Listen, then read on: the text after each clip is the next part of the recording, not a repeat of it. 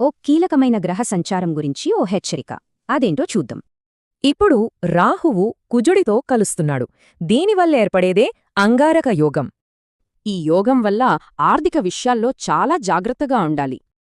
అయితే అందరికన్నా ఎక్కువగా ఎవరు జాగ్రత్త పడాలి? అది మకర రాశి. ఈ రాశివాళ్లు చాలా అప్రమత్తంగా ఉండాల్సిన సమయమిది. మరసలు రిస్క్ ఏంటి? అదేంటంటే ఆర్థికంగా నష్టపోయే ప్రమాదముంది. పొదుపు చేసుకున్న డబ్బు పోవొచ్చు, లేదా ఉన్న సంపద కూడా తరిగిపోవచ్చు. సరే, దీని వెనకున్న జ్యోతిష్యపరమైన కారణాలను అర్థం చేసుకోవటం చాలా ముఖ్యం. అందులోనూ జాతకంలో రాహువు ఏ స్థానంలో ఉన్నాడన్నది అన్నిటికన్నా ముఖ్యం. అయితే భయపడక్కర్లేదు. ఈ చెడు ప్రభావాలను తగ్గించుకోవడానికే మార్గాలున్నాయి.